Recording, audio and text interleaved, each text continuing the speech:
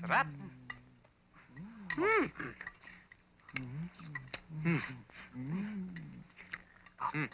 Sarap.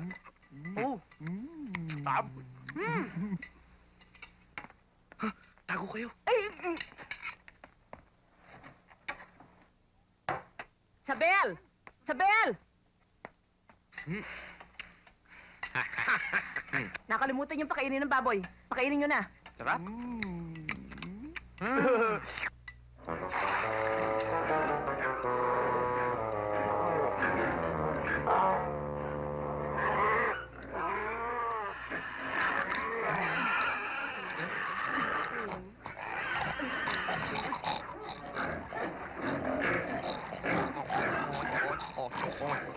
Puting.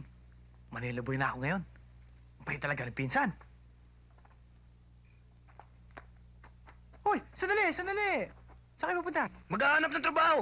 O, isama na ako.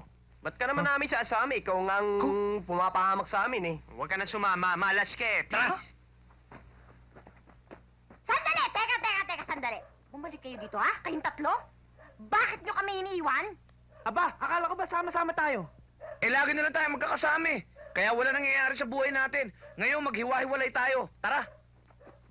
Ah, ganon. Pwes, doon tayo pupunta. Alin?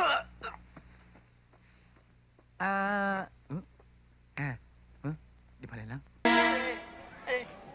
Eh, kung di ka ba talaga eh, ba't may napakan yung MC dun sa palabas? Eh, bakit kung di yun mauupakan yun? Hindi pa tapos yung exhibition ko nun sa'yo eh. Dinidisquality na ako. Disqualify? Oo, yun nga. Singing contest yun. Kaya pinatigil ka na ng pagkanta nang hindi na sumagad yung kapalpakang ginawa mo eh, no? Eh, bakit? Marunong naman ako kumanta. Nakita mo naman yung mga tao, palakpakan ng palakpakan. Pinapalakpakan kanila para tumigil ka na. Eh, saka pa eh. Marcelo! Marcelo! Hoy! Bakit la? Sino na naman ang Wala ako. Wala naman akong kuliti eh. Anong wala eh? Bakit may mga lalaki naghanap sa'yo sa baba? Lalaki? Oo! Naghahanap sa akin? Oo! La, baka napanood ako kanina. Nadiscovery na ako. Ano na-discover ka? May mga dalang barel! Halika, harapin mo sa baba! La, bakit to? Ewan ko sa'yo! Nakapatayin ako Eh, eh. pakialam ko sa'yo, patayin ka! Ano La. kung patayin ka? Harapin mo yan! Sino sila? Ikaw ba si Marcelo Aparit? Yun kumanta kanina sa TV? Taga saan studio sila? Eh, wala pa akong manager eh. Sumama ka sa amin, Marcelo. Bakit po? Pag nakaharap mo ng aming amo, siya nang magpapaliwanag sa iyo. May singing engagement pa ako eh. Pwede ba saka na lang? Mga bata,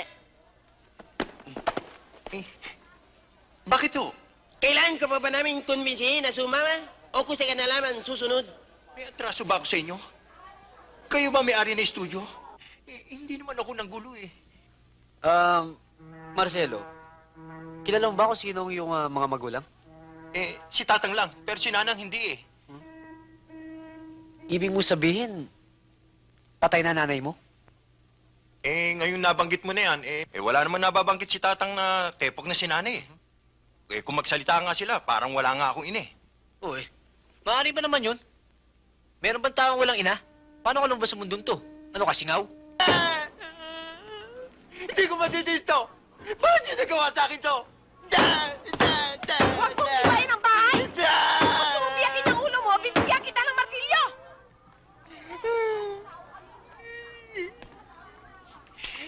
Tatang, sabihin niyo, binobola lang ako ng mayamang butiking yun. Sino na akin na? Sa katunayan, hindi ko rin alam. Ano? Pinisalang ako? Sabihin mo na sa kanya ang katotohanan, Lucio. Siguro naman sa tanda niyang yan eh. Maintindihan niya ang tunay niyang kalagayan. Tell me. I wanna know.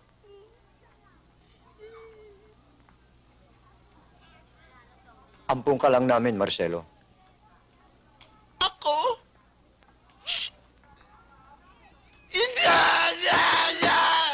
Anak, napulot ka lang namin sa loob ng basket ng repolyo sa palengke.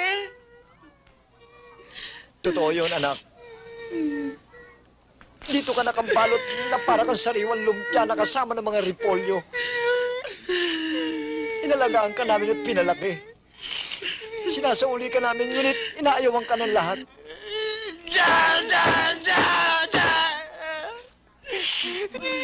Napakanyakit! Talagang masakit. Bakit hindi sasakit? Eh, kanina mo pa inuuntog ang ulo mo sa dingding. Kung ganon, tama ang sinasabi ni Butike. Malamang anak,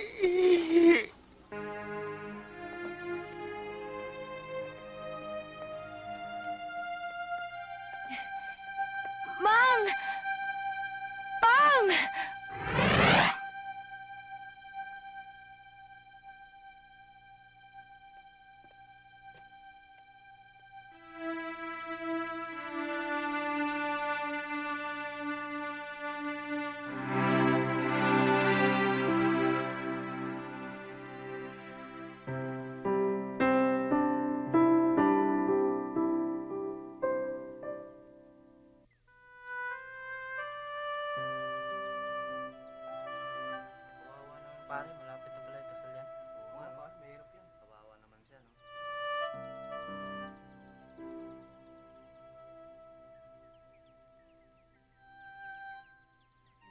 Noel,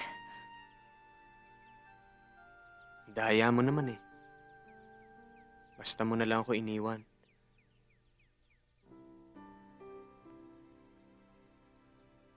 Paano na ako ngayon?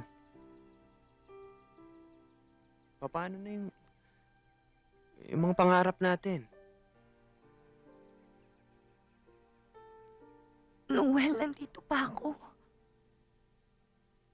Hindi ko na tuloy alam kung ano ang gagawin ko. Hindi ko yata kayang wala ka eh. Noel, nandito pa ako. Nandito pa ako. Mahal na mahal kita, Marian.